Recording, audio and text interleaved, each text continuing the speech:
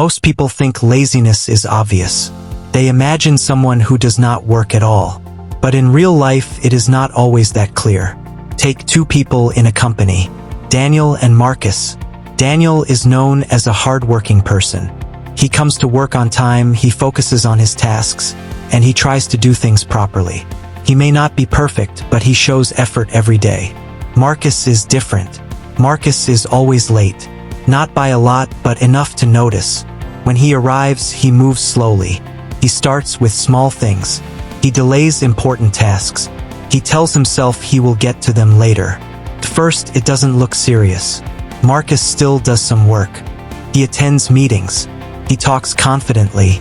Sometimes it even looks like he is doing fine. But there is a pattern. Each day, Marcus avoids the harder tasks. He chooses comfort first. He checks his phone, chats with others, and keeps pushing real work forward. "I still have time," he says.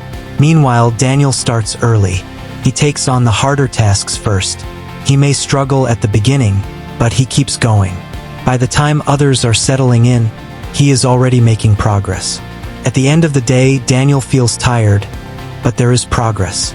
Marcus feels tired too, but for a different reason. He spent the whole day avoiding what matters. And the next day, everything repeats. Over time, the difference becomes clear. Daniel builds momentum. His work improves. He understands his role better. He becomes faster, more confident, and more reliable. Marcus stays in the same place. Because of his delays, his tasks begin to pile up. Deadlines come closer. Pressure increases. And instead of working calmly, he now rushes at the last minute.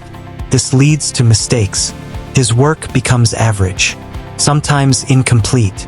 But the most dangerous part is this. Marcus does not feel like he is doing nothing. He feels busy.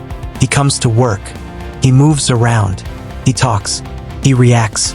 But being busy is not the same as making progress. While Daniel moves forward slowly, Marcus stays in a loop. Late arrival, delay, rush, stress, repeat.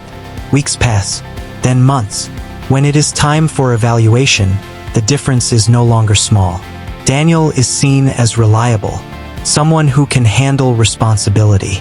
Marcus is seen as inconsistent, someone who needs supervision. And this affects everything. Opportunities go to Daniel. Marcus is left wondering what went wrong. The truth is simple. It was not one big mistake. It was small daily choices. Choosing comfort over action. Choosing later over now. The shift for Marcus does not come from trying harder.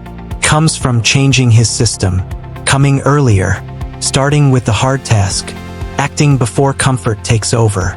At first, it feels difficult. But slowly, things begin to change. Because laziness is not just about effort. It is about the pattern you repeat every day. And once that pattern changes, your results begin to change with it.